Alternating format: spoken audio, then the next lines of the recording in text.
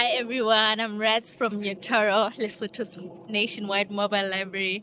I'm outside today and I'm in nature, so it'll be a little bit distracting, but please bear with me because it's absolutely beautiful.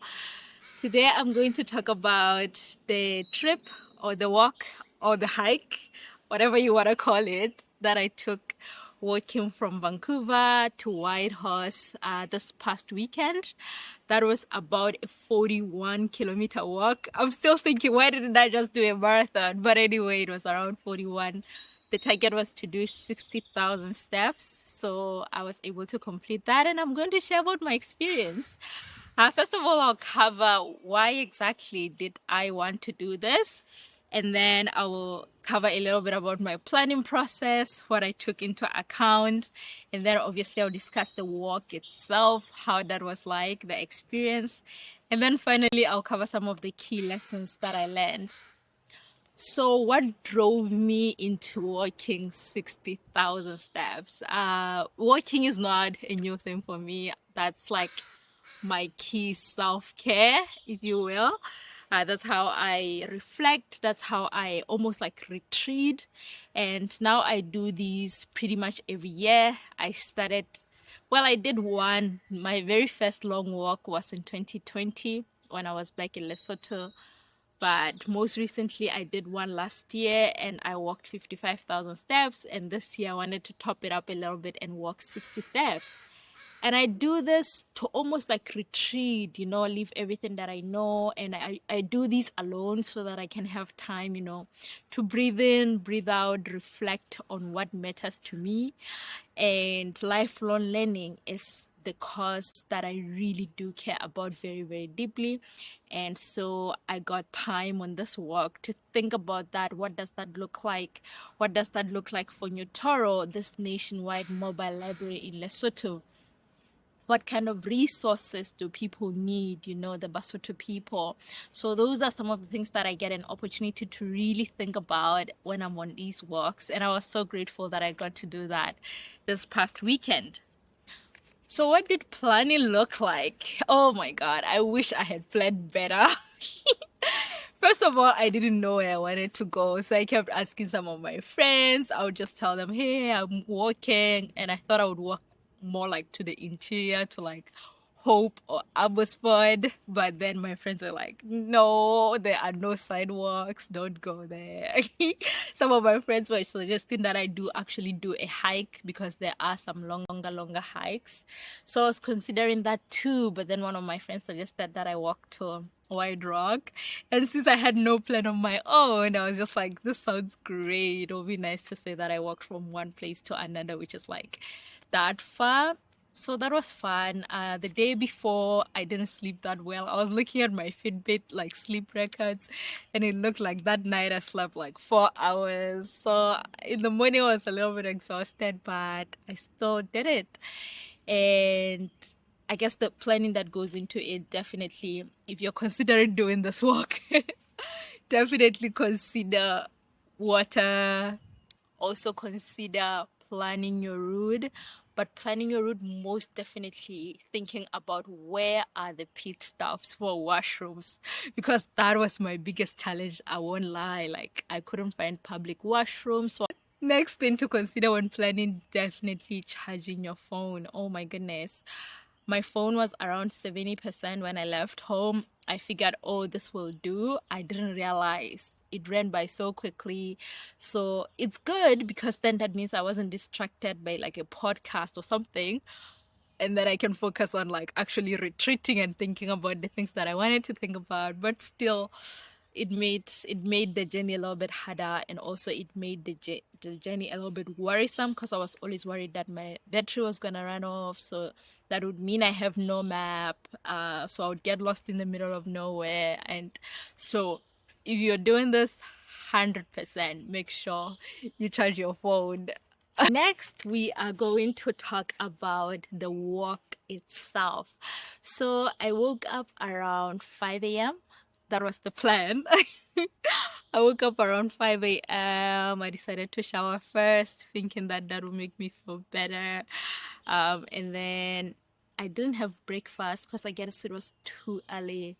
and I packed a few fruits and stuff, but then I figured I would have some meals on the way. That was the plan anyways. So I packed that, I packed water, I did everything in the morning. Wore some hiking shoes, like make sure they're very padded because you're walking on the concrete for so long. So it's better if you have really good padded walking shoes or running shoes. Yeah, so I did that. And then around 6 a.m., that's when I left my home. And that's when I started walking. And I actually got lost, went in an opposite direction for like 2 minutes. But anyway, I realized. And then I went back. So yeah, the first few kilometers are fine and they're fun and you're all excited. So that was that. Definitely, I was very, very excited.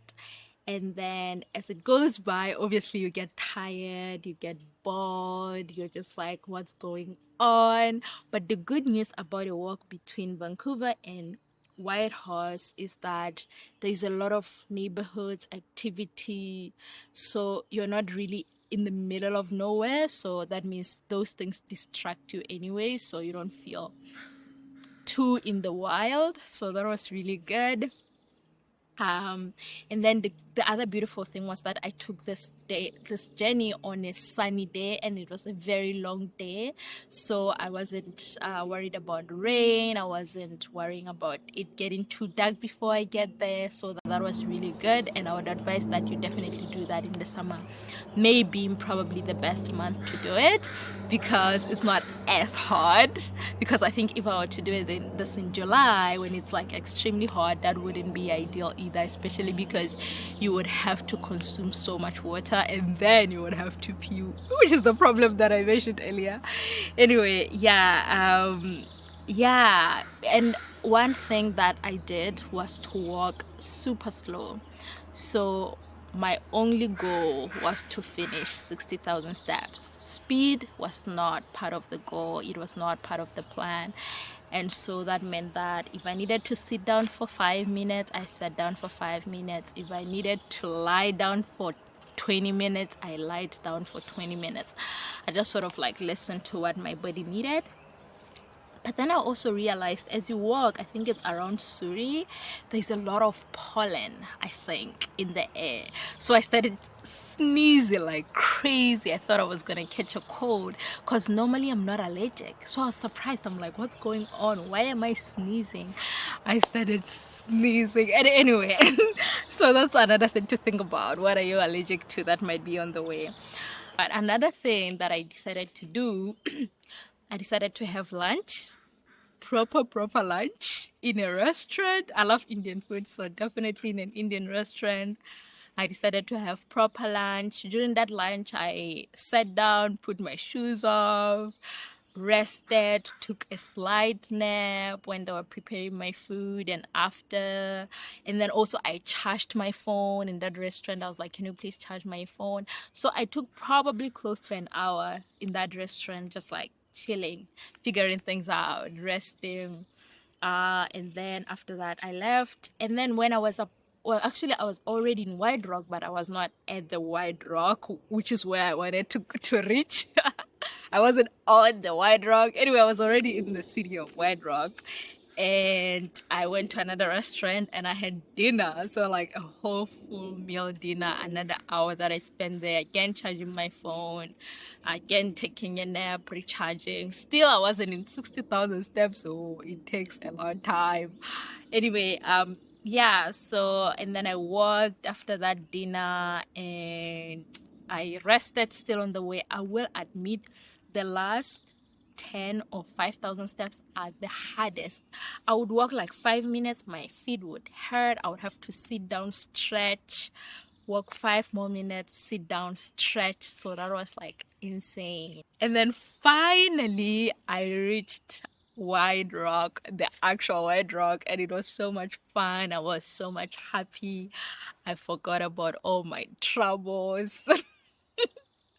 Yeah, I started like shooting like live videos of my experience, and then I remember this guy like was photobombing the video. So that was like really fun.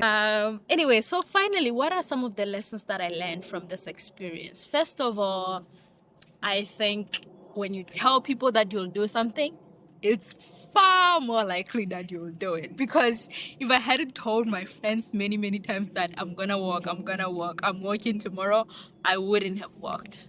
So the pressure that they were gonna ask me how the walk was, I had to. Because I woke up that morning and I was like, God, I don't wanna go. But also I have told so many people, so I have to make it work. Yeah, so I would say that for some things that you think, oh, I'm unlikely to do this, tell your friends. Because it gives you this pressure that, oh my gosh, I've spread the gospel.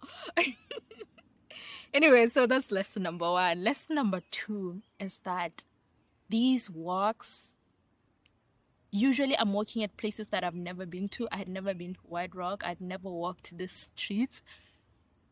You need, or at least I realized I needed, I both needed, but also very grateful for intuition, because you're relying on yourself literally. So you're leaning in and you're assessing. You're like, do I feel safe like to take this path? Do I feel like this is the right path? And obviously I had to return at some paths, getting lost and stuff, but it's all part of the journey. But you learn to trust your gut, which I was very grateful for, because I guess like in this day and age where you always have your phone, you always have your friends, you always have ChatGPT, you always have so many resources, it's very rare that we lean in and we listen to what our God is saying. So I was very grateful that I got to rely on my God for like 12, 13 hours straight. So that was really great. Yeah, so that's another key takeaway. Another key takeaway, obviously, is go slow, start early. And I think that's in general in life. If you can start anything early, even if it's like learning, currently I'm learning how to type fast. And in my old age like this, it is so difficult. So, but if I had started when I was 10 or at 14, when my mom literally took me to a typing school and I butchered everything, I should have learned then. So, like everything in life, anything that you can actually start early, start it early. It will do so much better. And if you can, go slow, because then it's not a lot of pressure and it doesn't feel like too much hard work. It feels like fun when you're going slow. So that's my takeaway number two. Another thing, as you might remember, I was doing this walk also to raise awareness about Nyotoro, which is the library NGO that I run in Lesotho, and also to sell a Nyotoro journal in order to raise funding for Nyotoro. And I realized something in the journal, because the journal has Lesotho facts, obviously. And as I was writing these facts, I was one of the facts is about how you say hello in Sesotho. And in Sesotho, when you say hello, you say dumela, which literally means, or which translates roughly to agree with me or resonate with what I'm saying.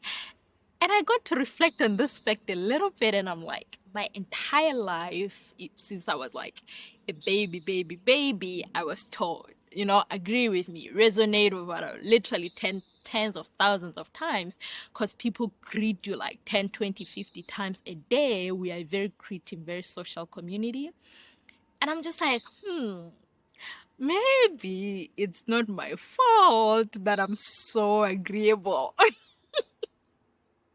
Because you guys, like, my agreeability is a problem. It's literally on the line a problem. For example, I would rather block you and blue tick you rather than say no, I won't show up to that thing. I know, it's embarrassing. It's embarrassing. So literally I have to run and sprint and come up with excuses for things that I don't want to do because I struggle to say no.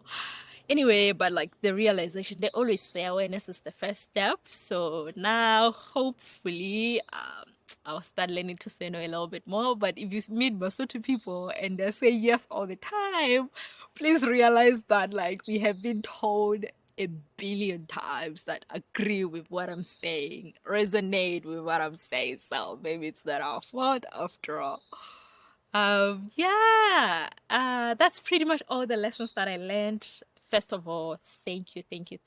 I am incredibly grateful and humbled by everybody who has supported me throughout the walk, but also throughout fundraising for New Toro and also building New Toro in general. I see you and I'm very, very grateful. And everybody who bought the journal, I hope that you're enjoying, you're learning about Lesotho and that you're loving it. But if you have any questions at all about New Toro, about its mission, its vision, about our operations, or about Lesotho, I mean, obviously, I don't know everything, but that's my home, that's my identity, and I'm always happy to talk for hours about the Mountain Kingdom. So ask me. All right, fam. Thank you so much. Take care. Bye.